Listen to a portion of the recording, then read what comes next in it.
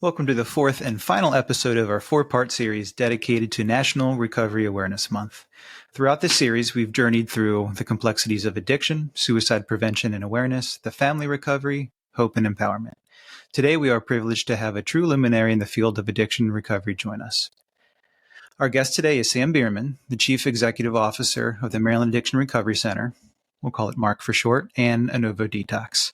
Sam is not just a leader in the world of addiction recovery. He's a passionate advocate for change, a visionary who has dedicated his life to helping individuals and their families find hope and healing amidst the challenges of addiction. Now, if you or someone you know has been touched by addiction, this episode is an invaluable resource. Sam Bierman's expertise is a guiding light through the often complex and daunting world of addiction recovery. Whether you're seeking a deeper understanding of addiction, exploring treatment options, or looking to build a resilient path towards long-term recovery, this episode holds the key. Join us for a conversation that not only explores the nuances of addiction, but also offers practical insights, resources, and hope. Sam Bierman's journey and contributions to the field of addiction recovery are nothing short of inspiring, and today you have the opportunity to tap into his wisdom. This episode, as usual, is brought to the Recovery Collective in Annapolis, Maryland, and of course brought to you by my confidant and cohort, Zalmal. Hey, Zal. Hey, Luke. We did it. This is the fourth of the four-part series, and thank you all for listening. If you've liked what you've heard over these past 4 weeks during Recovery Awareness Month, share it with others. And if you want to say thanks, give it a like, a share. There's a comment, you name it. All those things can certainly help other people find a collective solution to health and wellness. So thank you all for being part of this. And this one's also on YouTube, so feel free to check us out if you want to see our faces. Well, with that said, welcome, Sam. Thank you for joining us. Thanks, Luke. Thanks, all. It's an honor to be here, really.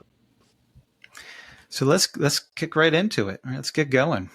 Sam, what inspired you to enter the field of addiction recovery, and how has your journey led you to your current role as CEO of Maryland Addiction Recovery Center and Innovo? I have a pretty typical story about how I got in this field. I struggled with my own addiction for a very long time, and when I finally found sobriety and found some stability in my life, I had a couple of choices of a career path of what I wanted to do. My dad's an attorney, and my mom was a therapist, and so I was kind of leaning in either of those directions. And then when I got sober and got into recovery, the therapist that I was seeing at the time, his name was Tom Dukes, and he was the one that really encouraged me to go the more therapeutic route and try my hand in the recovery field. So you've got the world of black and white, or trying to make things black and white. So you took the road of living in the gray constantly. Yeah, but both have complexities, right? Both have complexities. They do, of course.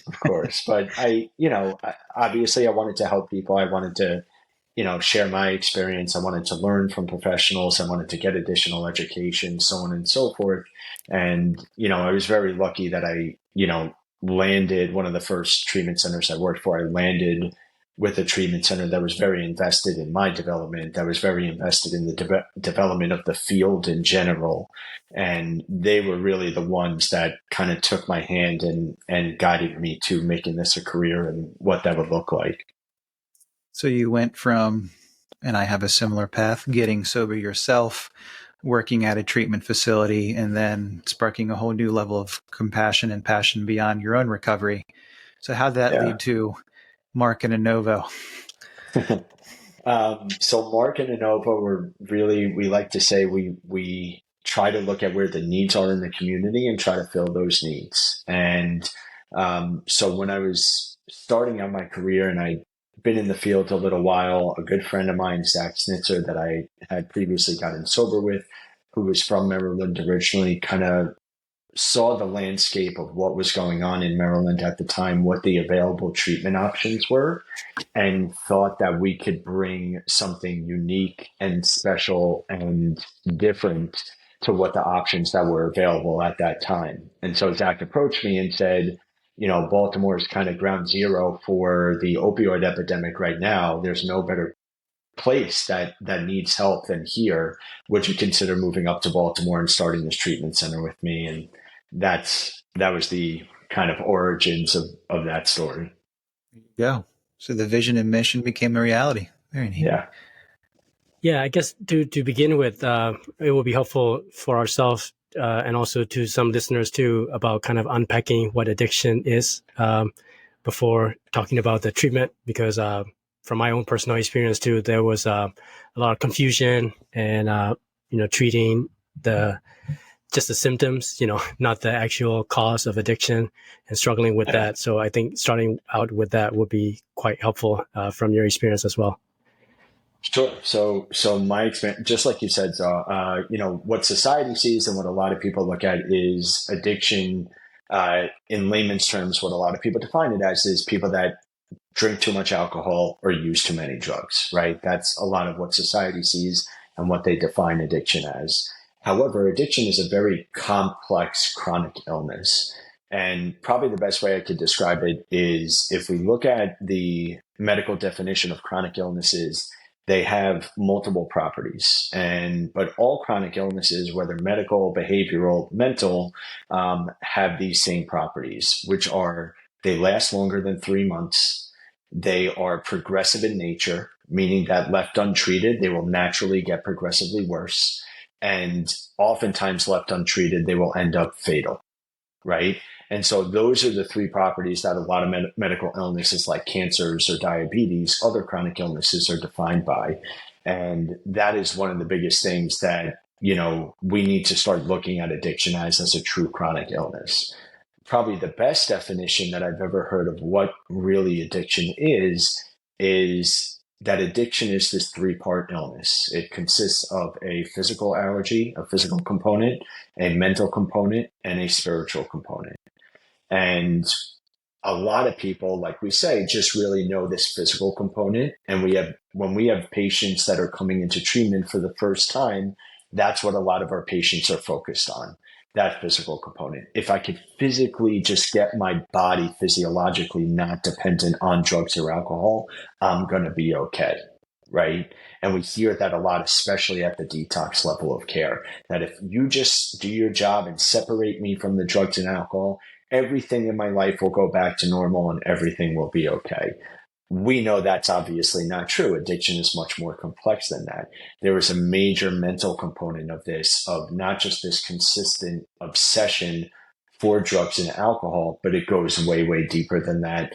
And then there's, of course, what I would consider is the biggest part of my life and my own recovery is this spiritual component of feeling this, complete feeling of utter hopelessness, loneliness, and disconnect from other humans, from any type of higher power, just from this world in general.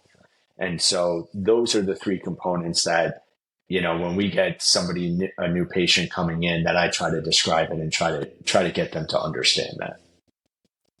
So we can look at all these things that you said and the identified client, the person struggling with substances, they can have a denial in one of those 3 or 4 aspects, whether it's the spiritual, emotional, mental. So that's one reason why there's stigma. The people that we treat as people in this field, they have this resistance or denial. Why else is there stigma with this chronic disease, do you think?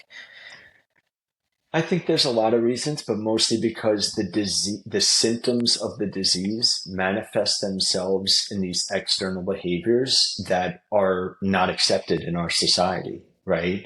The symptoms of the illness has people that are suffering with addiction steal from others, lie to others. They leave jobs abruptly. They're not great employees usually when they're under the influence, committing crimes, so on and so forth. So there is a lot of misunderstanding from people that those behaviors are symptoms of what they're suffering from, that they are not really trying to harm people. They are not really trying to commit crimes or do those things. They are doing them because internally the illness is telling them out of necessity, they have to do those things to survive. expand on that a little bit more, because I'm sure there's some listeners that go, necessity, the whole choice argument, right? So we Right. talk about the pleasure center. Expand on that just a little bit more for our listeners. So when people are in active addiction, like we said, there is this mental, spiritual, and physical component. And the choice versus non-choice debate, is a very easy one for somebody like me in recovery and that a professional that does this on a day-to-day basis. The people that I treat, they do not have a malintent to harm others in their body. What they do have is this mental component that is consistently telling their brain, you need to get this drug, you need to get this alcohol to feel okay.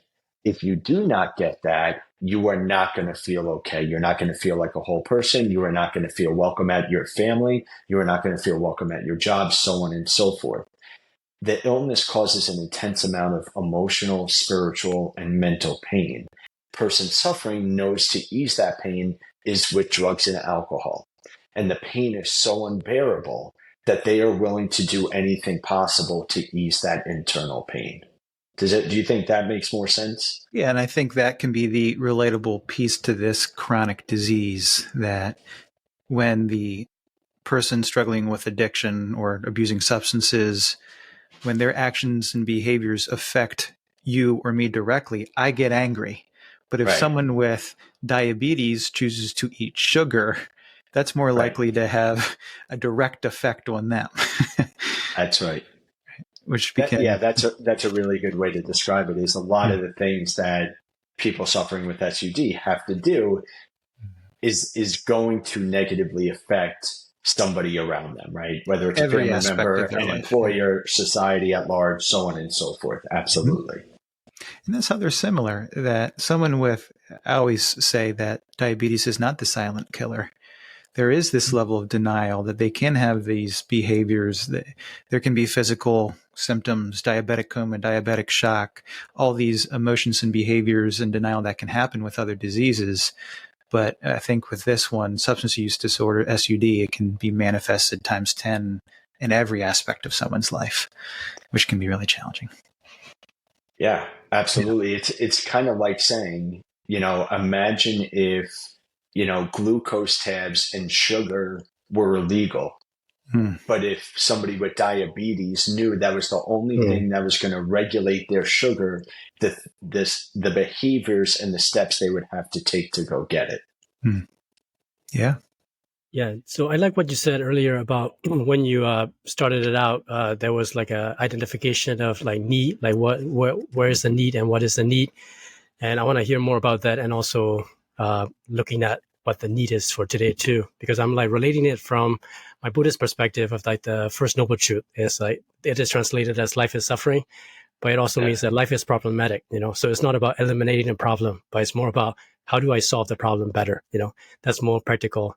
And also it's more about efficiency and also doing it effectively.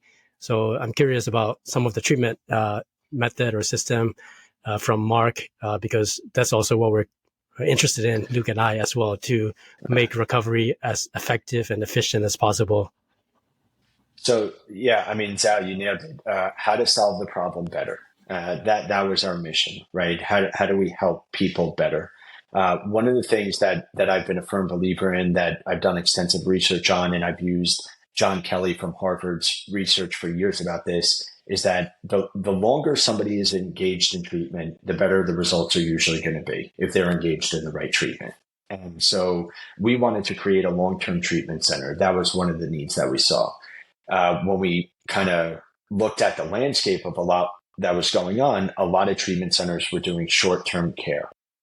And short-term care doesn't work very well for chronic illnesses. It doesn't work well for any chronic illness. For a diabetic, it's not like you're on insulin for 1 month and then you're all better. That's not how it works. For cancer patients too that have chronic cancers, It's not, one round of chemo. It's 12 rounds of chemo, followed by radiation, followed by multiple scans, followed by so on and so forth.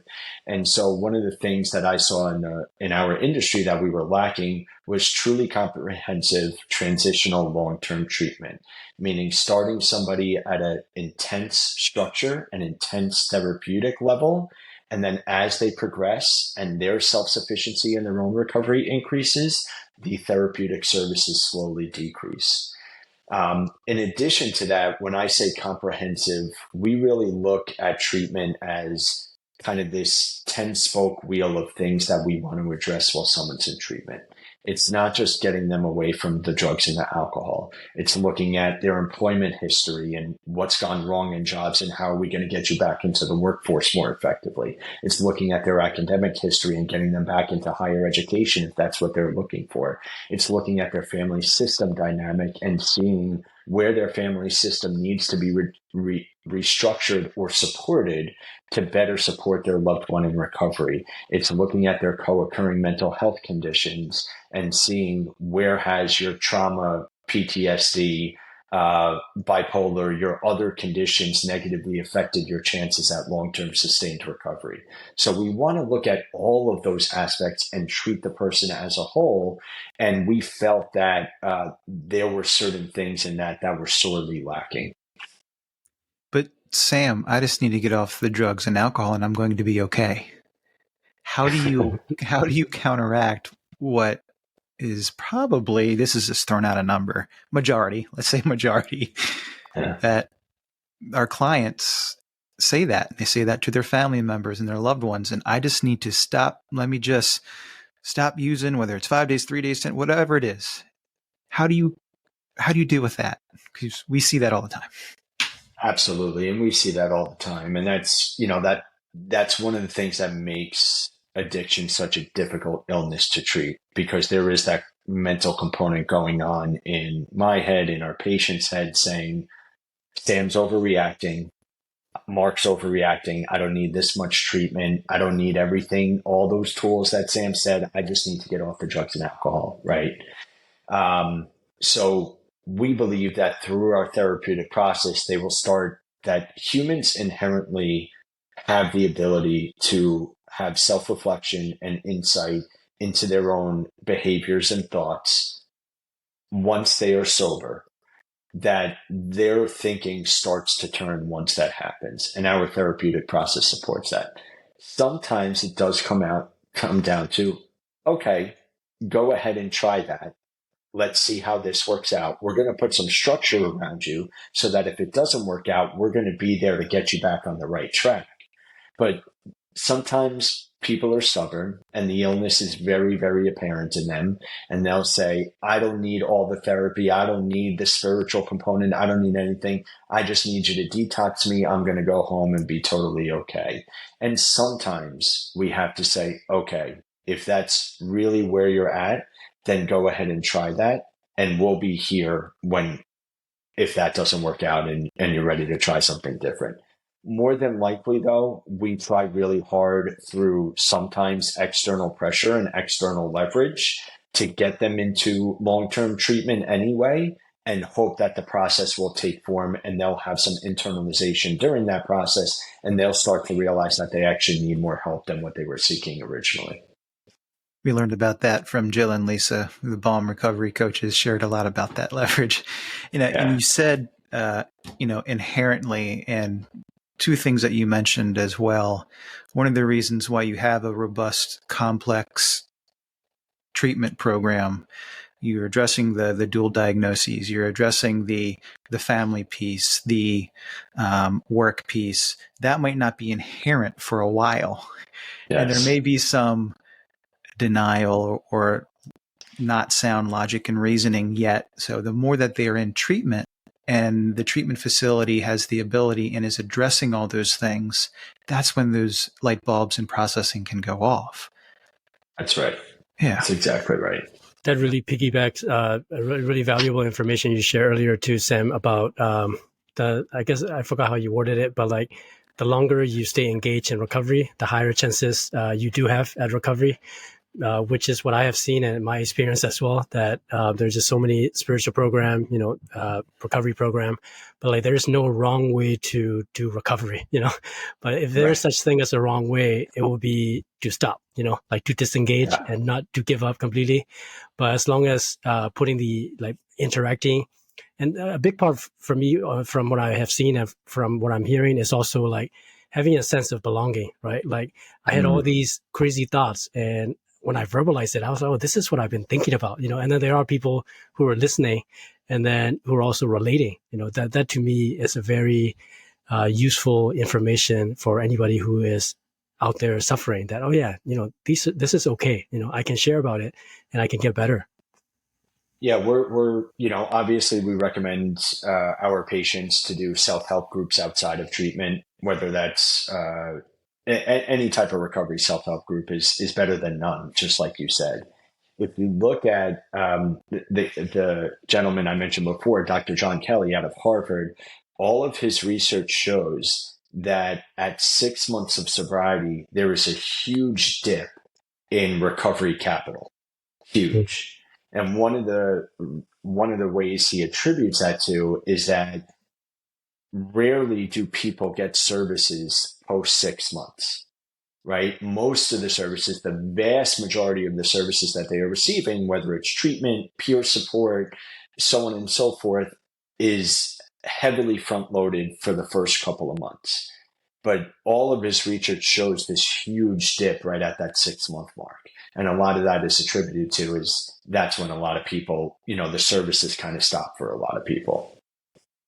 So how, we'll talk about a lot of forms of treatment, but how does Mark address that? What is your guys' model to address that issue?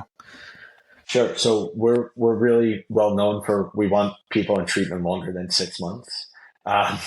So that's one of the ways we address it. We try to keep them in treatment past that point. But we know that there is going to be this, a lot of people, when they first get into recovery, they get on a pink cloud, right? They've come out of this really dark place. They're finally physically feeling better. Maybe mentally they're feeling a lot better. Just like Zhao said, they met a lot of people that finally understand them. They're relating to people. They're forming some connection with the recovery communities that they're in. And they get on this pink cloud that life is good. And that starts to trickle around 6 months as well. And so one of the things that, we try to do is not just keep them in treatment post that time, is during our transitional process, they are starting to gain things back right around that time period. And those certain things that they gain back boost their self-esteem in a lot of ways, and that remotivates them, right? So I'm a firm believer that there is very small replacement for a young adult, especially, that has just gotten into recovery, to boost their self-esteem than to go out, interview for a job, get a job, have a little bit of money in their pockets, have this fellowship around them, and start doing these things as an adult. And so we have a full vocational process, or a college success process, that right around that 6 month period, patients we're pushing patients towards, and they're regaining a lot of that stuff that they had lost previously throughout their addiction. And that kind of remotivates them through all that. You just kind of shared, oh yes, we have a vocational program that's treatment oriented. What is that? Because we're talking about all parts of an individual, whether it's schooling, education, whether it's work. I always say that addiction is a disease between interpersonal relationships. And it, of course, happens with family. And there's a family portion that should happen in treatment process for addiction. Well, guess where we spend most of our other time? It's either in education, schooling, or work. So the disease can certainly affect that. So tell us a little bit more about your vocational and or work portion of the treatment past that 6 month mark. So a lot of our patients, as you guys must realize, come to us with little work experience, or not a ton of work experience, or they were working in occupations previously to coming into recovery that are probably not conducive to their recovery. might be a alcohol-ridden environment or a drug-ridden environment or off hours, so on and so forth. And so when our patients get into the vocational process, they go through a pretty rigorous track with our staff, which is they do we help them with resume building. We help them identify jobs that are going to be conducive to recovery, meaning the hours, the pay. So we really encourage or discourage patients from taking jobs that are purely commission based. We want patients taking jobs that they have an hourly rate or a straight salary so that they can budget appropriately in their recovery. We discourage patients from taking jobs that are overnight or that have really off hours. We obviously discourage patients from taking jobs in bars or in restaurants that are, open till 3 a.m. and serving liquor. Culture, exactly. And so we really try to walk them through that process and give them the skills necessary to re-enter the professional world as a new person. One of what I think cooler aspects of our program with that is we have them do mock interviews. Our patients do mock interviews, interview prep with our human resource department at Mark. And we kind of thought about that, like what better way for us to be able to prepare them than our HR department that interviews and hires people all day long, right? And knows what they're looking for. And I think the patients really take to that. We have them get dressed up like they're going to a real interview and really kind of hold their hand through that. And then the HR department gives them feedback. Hey, you came in and your shirt was untucked. You really need to tuck your shirt in, act professional. You didn't shave today. Why didn't you shave it? So on and so forth. And so our HR department does a wonderful job at doing that. It also benefits our HR department because they rarely get interaction with our patients. So this kind of connects them to them. Our college success program, where our patients can finish high school or re-enter the collegiate communities. As you guys can imagine, getting into recovery, wanting a higher education, and walking onto a college campus newly sober has got to be pretty overwhelming. Not just because college can be difficult, but also because a lot of college campuses, their social life, the connection on college campus is made around drugs and alcohol. And this young person is saying, I just started this whole new life away from drugs and alcohol. Where do I fit in on this college campus?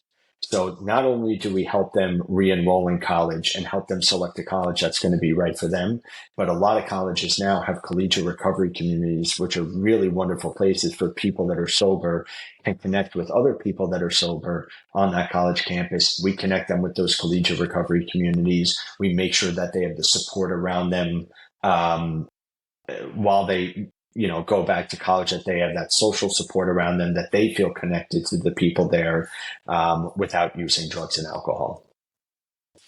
Yeah, that's a very well thought out, technique or a tool for long-term sobriety. I love hearing about that because also the thing about addiction too is as human beings, as you have mentioned, we have a reward system.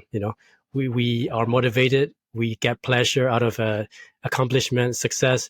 But then as addicts, though, that rewarding system is messed up. We've either over-rewarded or under-rewarded, So recovery process is also about how do I, set myself up with that series of esteemable things and then boost self-esteem by doing that. So, and those esteemable things sometimes are delayed gratification, which oftentimes we forget about that's really important. And we want, the instant gratification consistently. Yeah. I think back to, it probably was right around that 6-month mark. I have to ask my family, but I went after a handful of months of residential treatment, IOP, therapy, support group. I went back to treatment and I failed sober. And luckily I was sober through it, but right around that 6-month mark, my ability to process and all that wasn't where it should be. So I struggled. Luckily I stayed sober through that, but that rocked my world. And I didn't know that it was the brain disease that my processing and my short attention span, and I got used to rewiring in an altered state in everything I did. And all of a sudden that was gone. And now I had to use my brain that way. So having passed that 6-month mark, or when you're going to work, those life skills, whether it's working underneath a car hood, whether it's on a computer, whatever it is, that treatment support through that is vital for a lot of people. I was a lucky one. I stayed sober through that. Many don't because of that stress. One of the biggest physical ailments where this manifests itself externally, where we see it make a lot of sense, is sleep patterns for people that are getting into recovery, right? So if you're addicted to opiates or alcohol or benzodiazepines, you get used to inactive addiction not falling asleep. You get used to being put to sleep, right? And then when you get sober, so many of our patients come to us, and in their first couple months, they are struggling so hard with sleep and they don't understand why. Well, it's you kind of lost the ability to fall asleep naturally. And that takes some time for your brain to reset and for you to gain that back, right? And of course, we help them with some medicine and stuff, but we also don't want them to become dependent on another medicine for sleep. The brain is such an elastic part of the body that it will regulate itself, and your sleep will regulate itself. It just takes some time. Absolutely. Great example. We've certainly talked about how Mark provides a complex treatment, long-term treatment approach. Now, when someone is seeking addiction treatment, it can be overwhelming by the variety and the options, and every place, whether it's a website or you get on a phone, they make themselves look really good. They've been trained.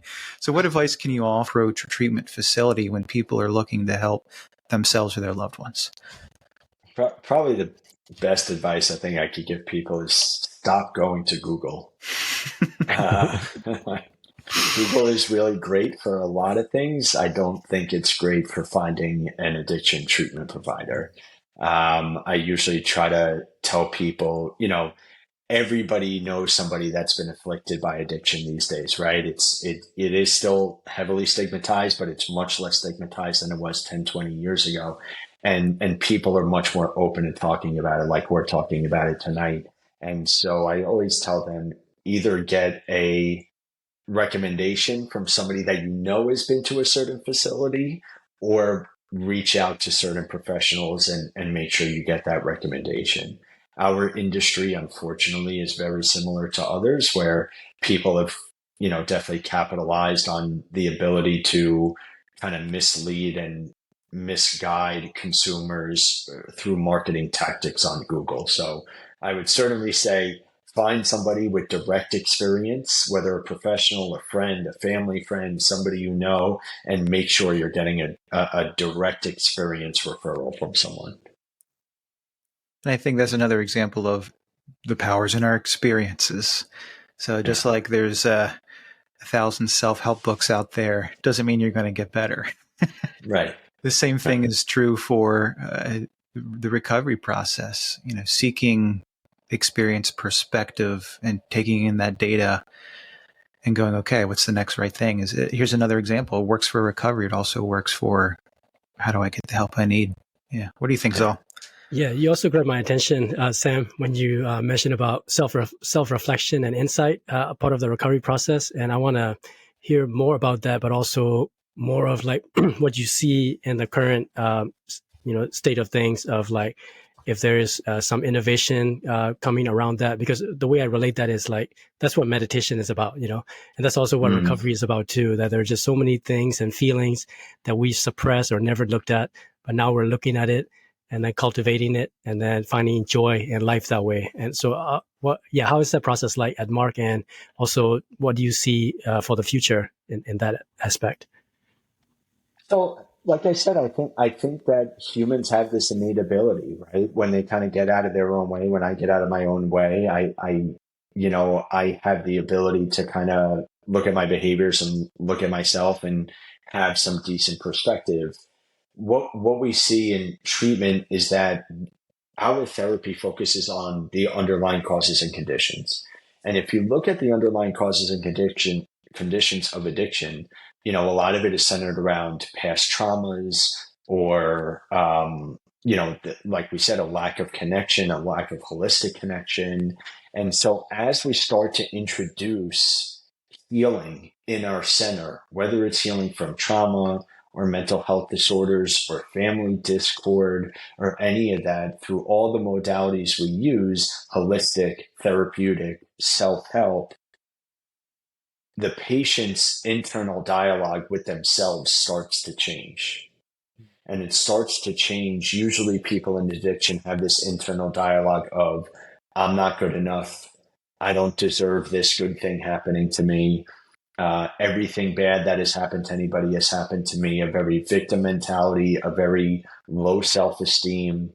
Usually people that are, first coming into recovery have really, really big egos and very, very low self-esteem, right? And that's a really bad combination for this world.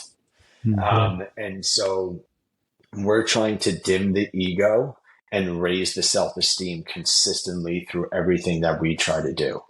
And like Luke said, it's not easy. It takes a lot of time. And so you can't undo 20 years of active addiction in 2 weeks. It just, the math just doesn't add up there. But as we start to introduce, like you said, meditation, breath works, a belief in spiritual connection, a belief in themselves, slowly they start to gain those insights. Yeah, I think the thing that has always made me passionate and understanding the processing and not always being inherent at first for our clients and people's substance use in the early process. If you look at any other chronic disease, right, you have stage 5 cancer and someone in a white lab coat comes to you and says, here's your diagnosis. Right. And then they say, wait, but you're in luck.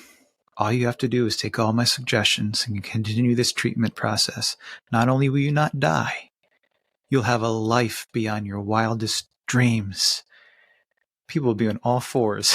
What do you want me to do? They would surrender. They would surrender to the process. But with this one, it's a little bit more complex, and the denial is there, and not seeing it. It's the whole, you can't feel your way into good thinking. You can't think your way into good. You have to act. You have to do the recovery. You have to do the change. You have to do the treatment. And then you start thinking and feeling and processing and getting that ahas. And that's one of the reasons why this thing is an epidemic and a pandemic. Faith without works is dead, right?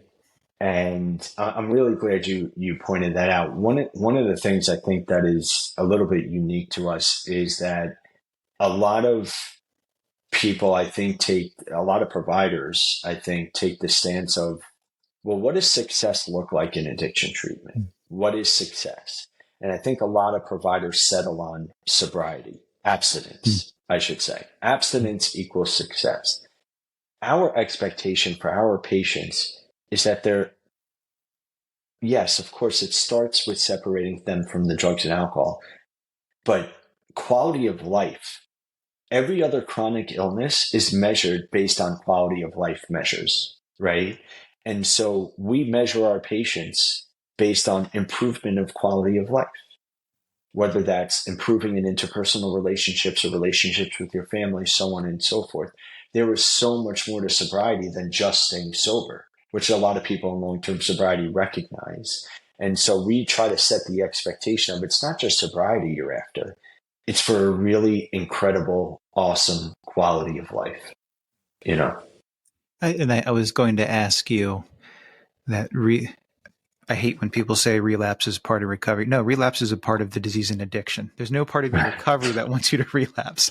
You can use that relapse for your recovery, but only your addiction and the disease wants you to relapse. But that's a great example of when challenges, when slips, when relapses happen. Okay, you can use that to have a better quality of life and learn from it. And treatment can help you with that. Going to a treatment facility and processing that and getting the awareness and other people's experiences and then doing something different. That's what treatment's about. It really is. I love I get a lot of patients that say to me, Well, Sam, I know somebody that just went to Alcoholics Anonymous or Dharma recovery and got Mm-hmm. sober without all this. And so why do I have to do treatment? Right. And that's kind of their line of thinking. And I say, Mm-hmm. look, is it possible? It's possible. My job is to give you the best treatment plan, to give you the best possible prognosis for your illness. I would be selling you way, way short if I said, you know what, you could just leave here and just go to a self-help meeting once a week and get sober. Again, here, the other thing is like 12-step meetings and self-help groups are absolutely wonderful, and they've saved a lot of people's lives, including mine. There are aspects of that 12-step groups or Dharma recovery or any of the other recoveries don't really touch, right? And so for me being in long-term recovery and working in treatment, I can't tell you the amount of, this is the other way that we kind of develop Mark, the amount of friends that I've had call me with 5, 10, 15, 20 years sober that have said, Sam, I've been sober a long time and I'm doing all this stuff that everybody's telling me to do and so on and so forth. But my anxiety is debilitating and I haven't gotten out of bed in the past 3 weeks and I don't know what to do about it. You know how many people I see with 5, 10, 15 years sobriety? Yeah. And therapy. Yeah. My point.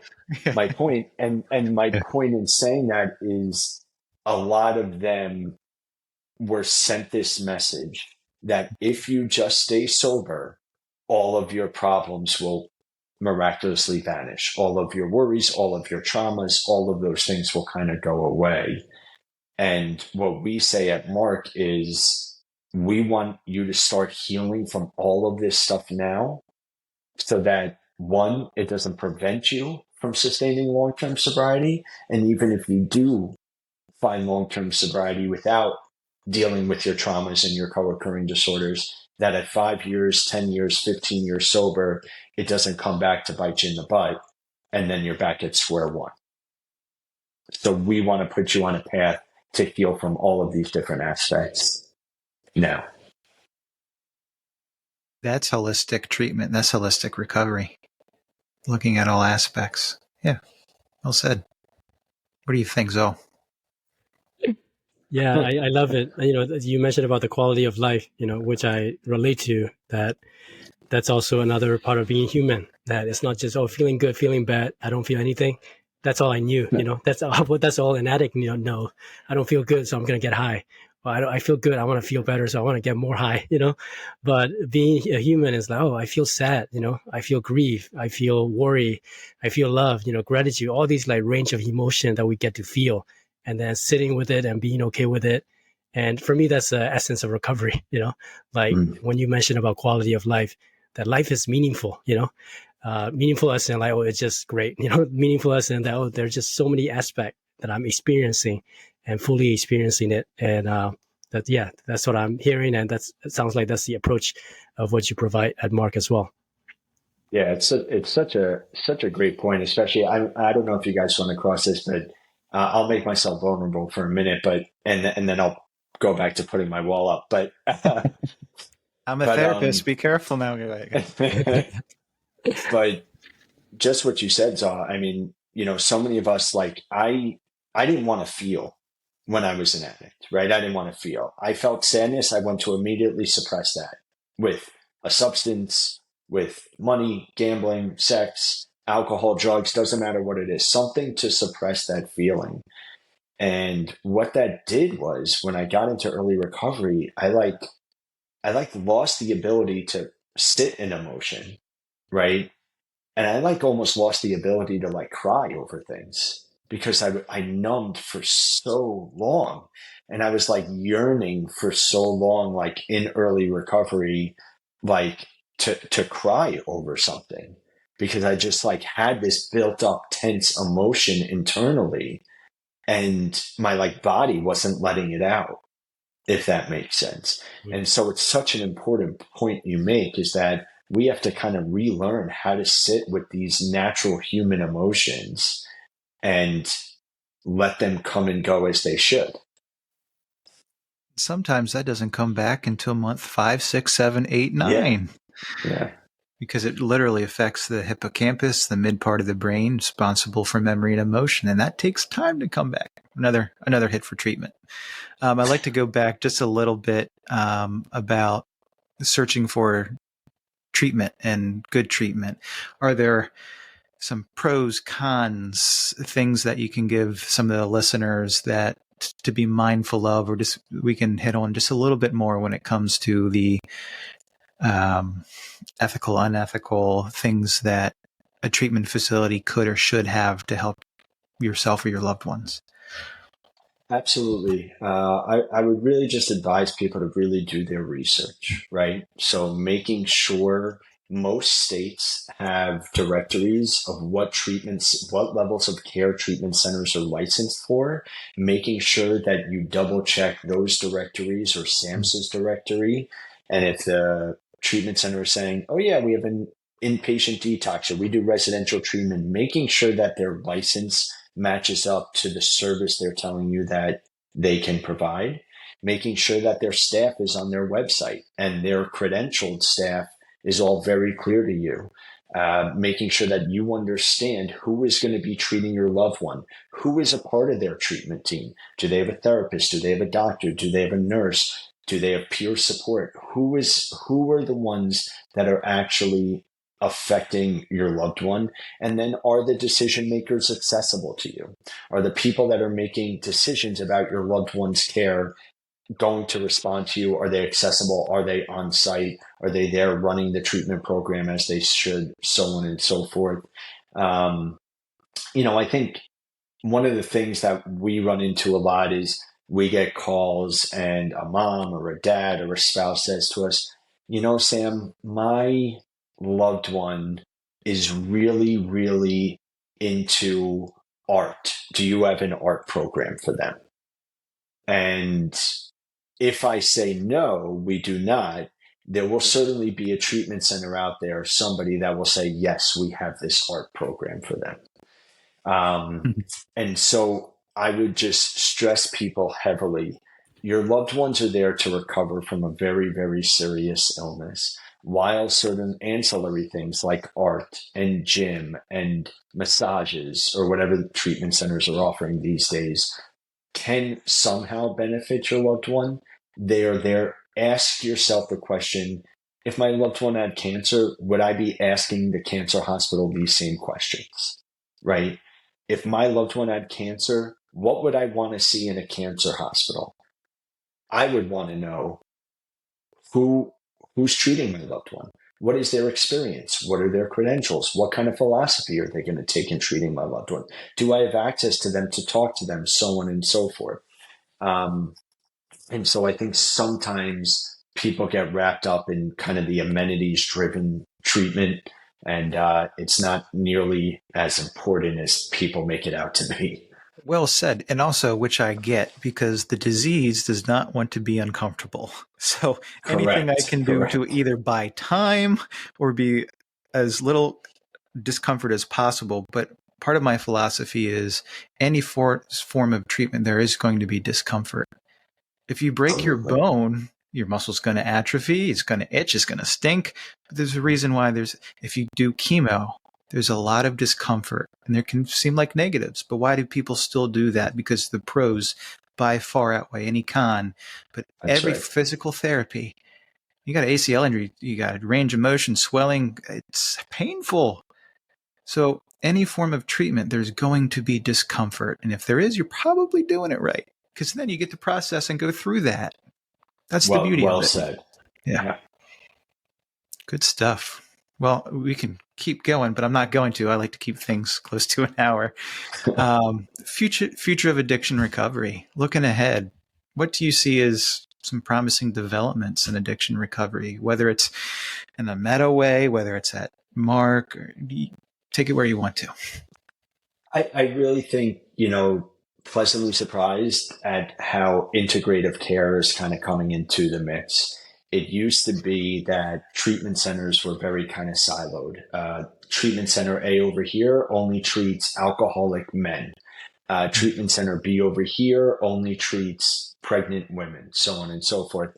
And now what I'm seeing is treatment centers are getting smarter and really doing full integrative care, like we spoke about, being able to treat physical comorbid conditions, being able to treat their substance use disorder, being able to treat co-occurring mental health disorders, being able to treat other process addictions that that person may have. So I really think if you look at the treatment system, the future of the treatment system is integrative care, very similar to how medical is integrated.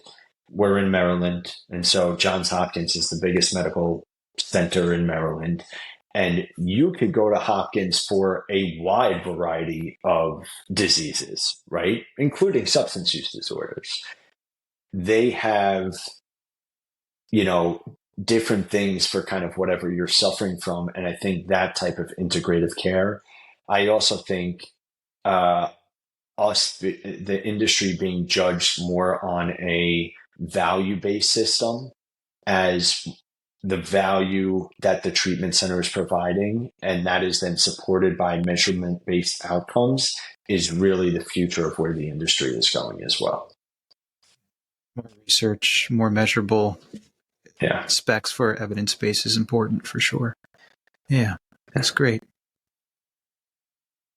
Yeah, so, thank you so much, Sam. This is really good, very useful conversation for us and for the listeners too. Thank you guys for having me. I would love to be here all night, but I have a 6 a.m. flight tomorrow. Yeah. So thanks for fitting us in. We really do appreciate Absolutely. it. So, well, I greatly appreciate you guys. Seriously. Thank you. And is there, as we conclude as a series of National Recovery Awareness Month, do you have a message of hope or inspiration you'd like to leave to our listeners as we wrap up? Yeah, I mean, I think I would just like to say that, you know, recovery is difficult and it is worth it. And the people that I've connected with in recovery have made being sober more attractive than getting drunk. And that is one of the main reasons why I stay sober today. And so find yourself people that do the same for you. Thanks, Sam. And in conclusion, our conversation with Sam Bierman marks the finale of our Recovery Awareness Month series. We've delved deep into understanding addiction's impact, choosing the right treatment approach, and the importance of long-term relapse prevention. So as we wrap up this month-long exploration, remember that knowledge and support are essential in the recovery journey. Sam's insights have illuminated the path to recovery, and we hope you've gained valuable knowledge that will continue to inspire positive change in the world of addiction and mental health.